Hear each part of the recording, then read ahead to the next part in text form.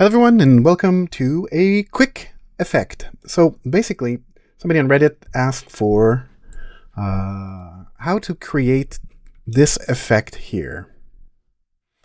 So we've got 3 columns of text coming in and then some of the words popping out. Ignore this little glitch, I did a mask wrong. And I've explained it a couple of times, but it's not simple to somebody who's new to Fusion. So I thought, you know what? Let's build this from scratch again as a tutorial. So I'm going to create a new Fusion comp. Slap that over here. We're going to go into the Fusion comp. First things first. Let's take a look. First things first, we are going to add a background to set the size of our composition. I'm going to make it transparent just for fun, for shit and giggles, as they say. Let's just remove this. Next thing we're going to do is we're going to start by creating the actual text, the art of angles. So we're going to grab a text node. Let's bring that in here. The art of, and we're doing it like this in 2 texts because it's different fonts for different sections. So we're going to grab this one, the art of, and then we're going to create another one, angles. Angles or angels? Angles. There you go. Angelus. Okay. We're going to put angles on top of the art of. Show that here. We're going to grab the angles, move them over here. And then we'll change the font to a nice fancy font. Let's find one real quick. The actual font's not that important. Let's find something little. There you go. That looks good. We're going to move it into position and maybe increase its size a little bit so it works better with the existing font. Does it have... No, it doesn't. Okay, perfect. There we go. We've got our text. So now what we need to do is we need to create 3 columns of this. So what are we going to do? Well, what we can do is we can bring this into a duplicator node. Duplicator node. Where did it... Oops, maybe I didn't. Duplicator node, duplicate. So the duplicate node basically makes copies. So we're going to put this in and we're going to do like, what, 10 copies maybe? We're going to do 10 copies. And we're not going to see anything different because all 10 copies are technically right on top of each other. If we play around with the center, look at that. Ooh. Ah. So we're going to put this like that. And there we go. We've got our first column, whoops, of copies. And this is cool because it offsets the copies based on the center. I don't think the pivot does really much of anything in this. And it also offsets the size like this. You know, you can do some pretty crazy stuff. The problem is the duplicate node can get really expensive if you're using it on effects that are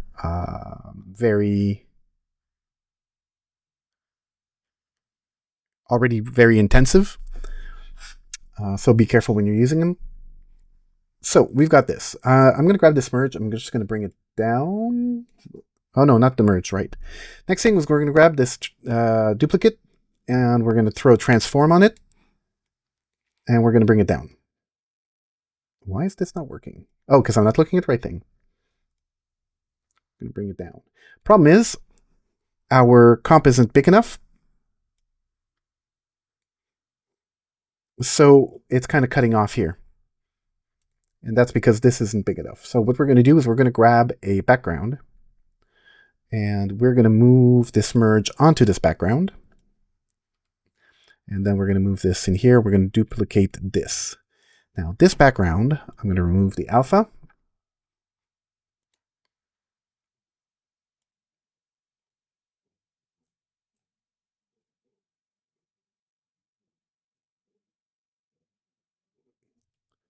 We're going to bring this center down.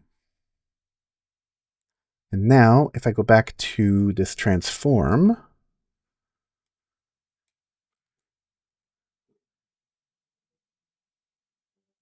oh, would help if I was looking at it. And if I bring this transform, I can put this back and everything will be good. There you go.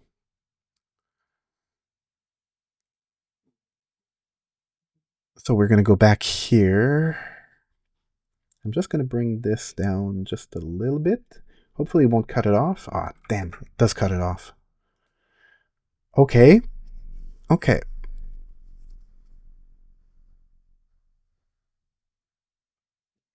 So I'd want this, yeah, it's cutting off the bottom part here. So we're going to bring this up just a tiny little bit. And now I should be able to bring this down. Perfect. And we're just going to make this a little bit taller. Doop, doop, doop, doop, doop. So I'm going to go to my background image and we're going to remove auto resolution and we're just going to make the height, let's say 2000. There you go. And then we're going to merge that on top of a background. And that'll bring it back into a 1080 by 1920. And I'll explain what's going on here in a second, because I'm sort of figuring out a better way of doing it than what I did originally. So I'm going to grab my duplicate and I'm going to bring this back down.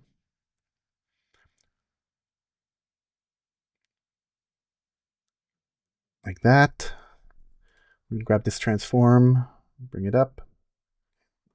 Kind of like it like this and put it here in the middle. There we go. So we've got our first column. Actually, let's bring this down just a little bit. And let's go back to our duplicate and just like that. Yeah, that's good. Okay, this I like. Oops, no, like that. Okay. So this I like. So what did we do? We created our text. We slapped it on a really tall background so that it could go past 1920 by 1080. We duplicated the background with the text 10 times. We transformed it so we could move it to the center and a bit off down, and then merged it on top of a smaller comp. So anything that's outside of the 1920 by 1080 gets cut off, but it still technically exists. So we're not cutting off the text like we were earlier. So that's the first part. Now we need 3 of these.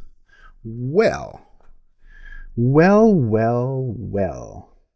That's a good thing, right? So what we could do is we could, let's see.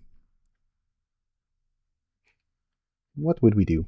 So we've got our transform here into a merge, and we want to basically, what's going on here? Okay, so let's remove this and merge it over here. And bring that in. Same thing. So now we're going to add 2 more merges. So we're going to go here, we're going to add merge and a merge. Let's give them a little space. And we are going to create another transform, put it here, create another transform, and put it here. And now our duplicate is going to be is going to pipe into these 3 transforms and then be merged. And now I can grab this transform and move it off to the side, and grab this transform and move it off to this side.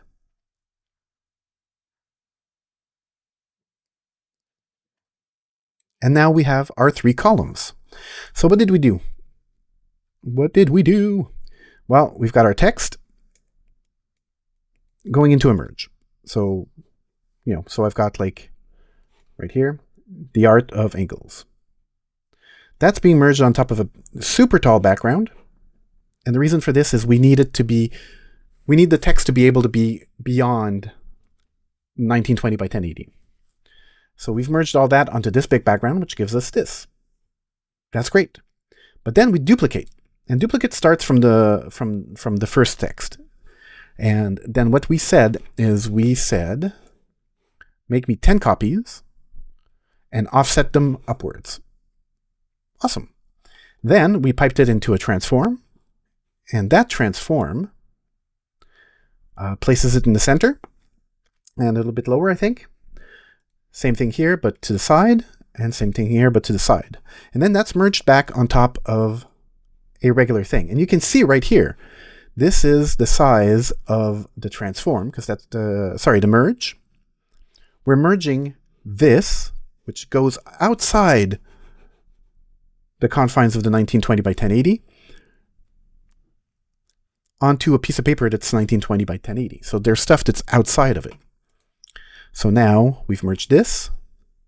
On top of that, we've merged this. And then on top of that, we've merged this. Pretty cool. Pretty cool. The next bit is, let me just put things around, is we want to be able to cut out some of the text, some of the words. So the easiest way I found is to create a polygon mask. So we're going to create a polygon mask. I'm going to just turn it off. Right, that doesn't work. So I'm going to disconnect it, and what I'm going to do is I'm going to just do a very quick rough mask around.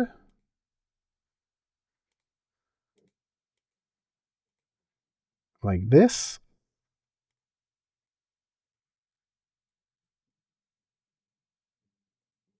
Give me a sec.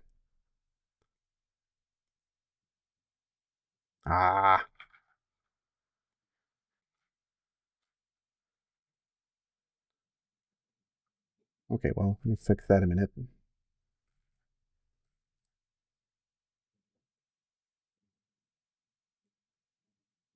close that off. What is going on there? Oh, there it is. Okay. So we're going to grab this, go here and close that off. And I'm going to add an extra dot here, just like that, and another one here, just to do that little F. Perfect. So now, oh, I didn't close it. Now I'm going to connect this. What this does, this polygon is saying to this merge, whatever's coming into your green, add it on top, but only where the polygon exists. Well, we want the opposite.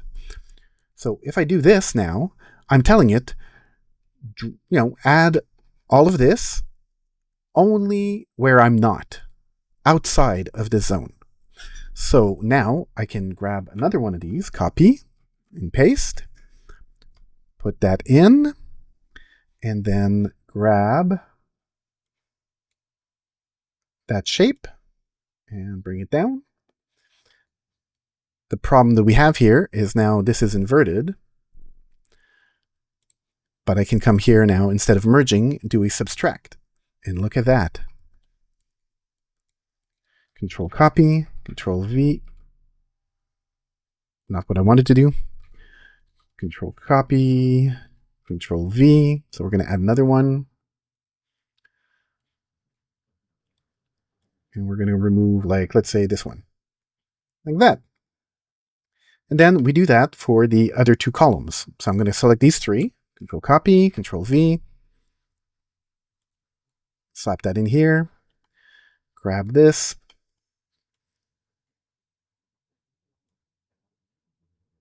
Move it like that. Excellent. This one, we're going to move it like over here. And this one, we're going to move it, let's say this one. Perfect. And then we're going to do that one more time. Control copy, Control V. Put that in here. Grab that. Grab that.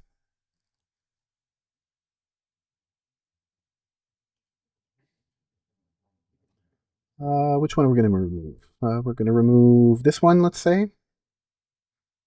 Good, good. This one. Grab all that. Oops, I missed a point. There you go.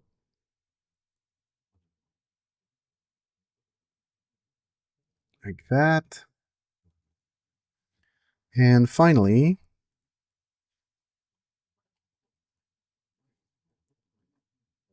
we're going to remove, let's say, this one. Now, if we go back to the original effect, we've got a bit more to do. So as you can see, we've got the columns coming down, and then slowly the words pop out. So let's get to that. Open in Fusion page. So now what we want to do is we want to have these all disabled by default. The problem is, if I do invert, it'll only draw within that. What I can do, though, is if we take a look at this polygon, it is a black shape. And anything within that shape is currently invisible, and everything outside is visible. But what if I turned it from a solid to a line? So now, you can't really see it, but here, let me bring the border width up. It's now a line instead of a polygon, which means there's nothing black right now, which means everything is being drawn. And if we go back and take a look at this,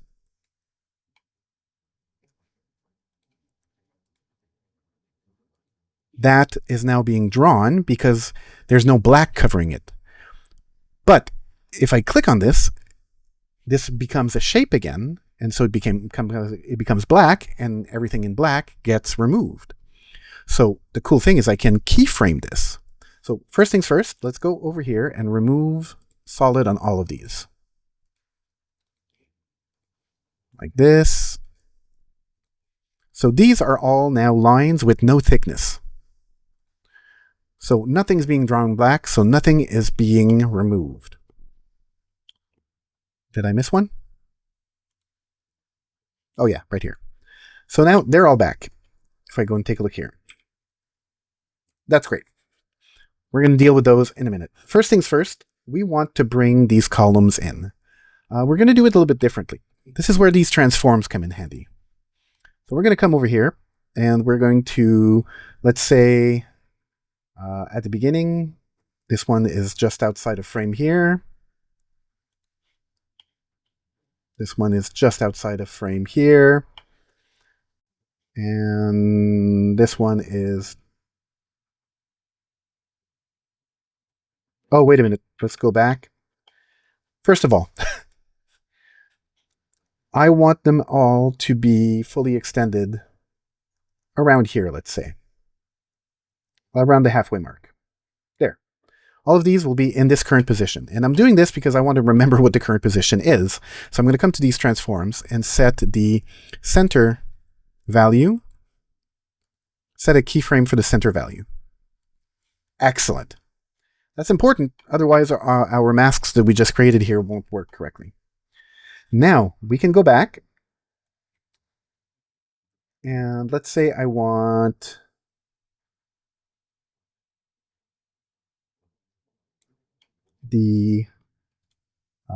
this one to start moving from here to there at that point. Excellent. Let's go over to this one. This one's going to come from the bottom. So I'm going to go back and bring that down. And that one will come from the top. Now, they'll come in at exactly the same time because I've put the keyframes at the exact same time signatures, right? But let's look at see what that happened, how that looks. Whoop, whoop, whoop. Pretty cool. But I don't want them to happen all at the same time. So what I can do is I can go over here to my keyframes. I'm going to click over here and make sure Show Only Selected Tool. I'm going to go to my middle column and go to my path. I'm going to right-click and scale to fit, and then we'll see the entire thing.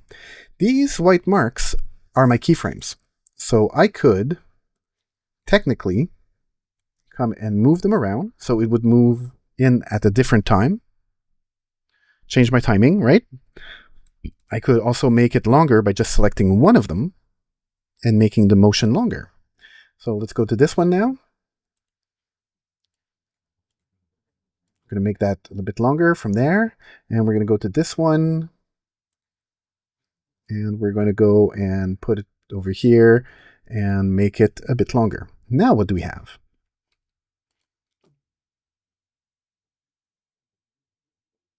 Like that. What? Now, next thing is we want some of these words to pop. And by pop, I mean disappear. Like a balloon. All right. So what are we going to do? Well, we're going to go and decide when we want them to change. So we're going to go to this one. We're going to wait till everything's done, wait a couple of frames, and then keyframe that, go one frame over, and make it solid. Excellent. So now I'm going to go a couple of frames forward, and I'm going to go to this one. I'm going to keyframe like that, go one frame forward, and solid. Couple of frames. We're going to go with this one, which is over here. Keyframe, go one frame, solid. And just do that for all of them. And of course, I don't know which ones are keyframed. So one thing that happens is you'll notice that all of these have the keyframe logo on them. That's because the path is keyframed, but we don't need that. So we can just right click here and remove polyline and do that for all of them. Remove polyline, because we're not changing the shape of the mask over time. And the reason I'm doing this, because we don't technically need to, but if I don't know which ones I have already modified. So let's do that real quick. So the ones that are modified to pop, oops, you'll notice have a keyframe, right? Because we've added a keyframe. So there's a little keyframe symbol. So we've done that one, and that one. So next, let's go this one, for example, which is that one over there. I'm going to go a little bit further, a couple of frames, set, go one frame forward, solid. So that one's done. We're going to go and do this one, couple of frames, keyframe, one frame forward, solid. We're going to start going a bit faster because we're close to the end. We're going to go for this one, keyframe, one, solid, 1, 2, 3, couple of frames. This one, keyframe, one frame, solid. Which one's left?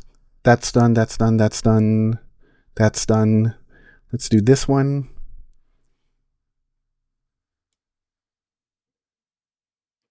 I might have to back up a little bit on that. Yeah. So I'm going to select all of these. I'm going to go to my keyframes because I'm going to back everything up a bit. So we're just going to grab this. And now if I do this, I should be able to just back it up a tiny little bit so that we've got a bit more room to work with. Let's see if that still works. Oops, went out.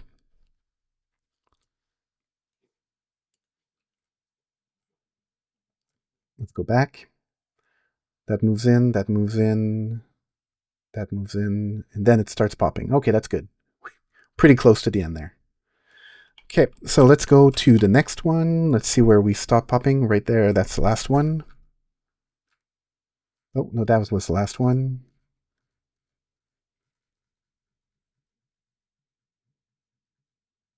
One, two, three. And this will give me time to do this one. Add a keyframe, one more frame, and pop. And that's basically our whole animation. So if we take a look at this, boom, boom, boom, boom, and then they start popping. Obviously, you adjust like the timing and how many pop and where they pop to fit with your